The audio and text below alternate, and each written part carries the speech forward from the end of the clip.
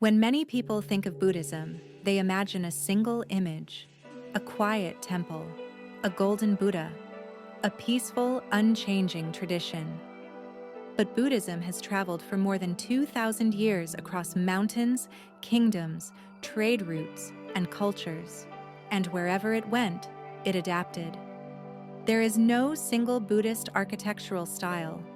Instead, Buddhist architecture reflects local materials, climate, artistic traditions, political power, and cultural ideas about sacred space. What you are about to see is a glimpse of the remarkable diversity of Buddhist architecture across cultures and landscapes. As you watch, notice how different each structure feels. Same tradition, very different worlds. We begin at Bodh Gaya in India, where Siddhartha Gautama attained enlightenment beneath the Bodhi tree. The Mahabodhi temple marks the spiritual center of the Buddhist world. Pilgrims come here because of the event, not the structure. In Buddhism, architecture often serves memory. This is not a house for a god. It is a monument to awakening.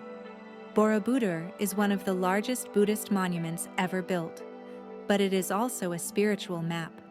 Pilgrims walk upward through terraces that symbolize the journey from desire to form to enlightenment. At the summit, the structure opens into space and silence. Here, architecture becomes meditation. The building itself is the path. Angkor Wat began as a Hindu temple and later became a Buddhist sacred site. Its massive scale reflects royal power and cosmic symbolism. The temple represents Mount Meru, the center of the universe. Buddhism often spreads by adapting existing cultural forms rather than replacing them. Sacred space evolves as traditions meet.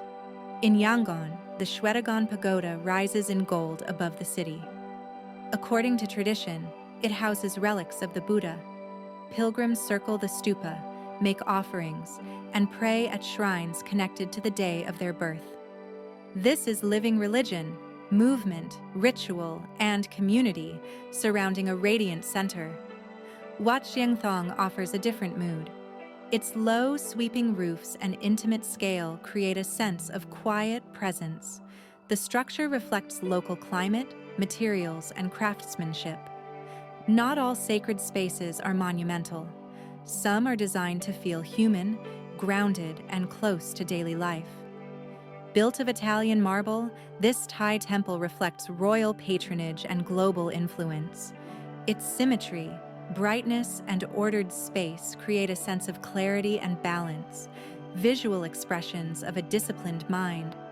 Wat Rong Kun, the White Temple, represents a modern interpretation of Buddhist symbolism. Traditional themes of suffering, illusion, and enlightenment appear alongside images from contemporary culture. Buddhist architecture is not frozen in the past. The tradition continues to reinterpret itself for the present.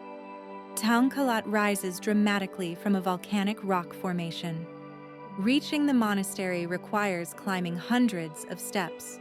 The journey itself becomes part of the spiritual experience.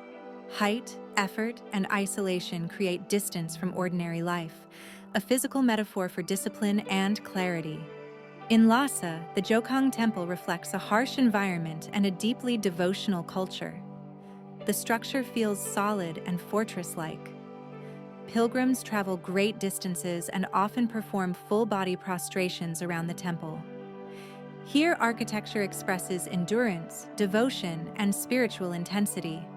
Bulguksa Temple in South Korea introduces a different architectural sensibility. Set within a mountain landscape, the complex emphasizes balance, proportion, and harmony with nature. Its famous stone pagodas reflect clarity, restraint, and structural elegance. Korean Buddhist architecture often avoids excess decoration. The sacred is expressed through order, stability, and quiet dignity.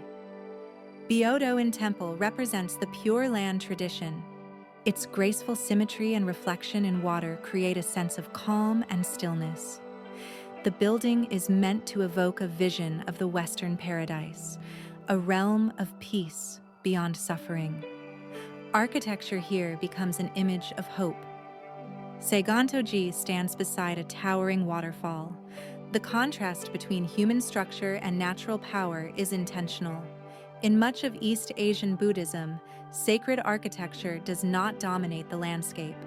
It frames nature, allowing the natural world itself to become part of the spiritual experience.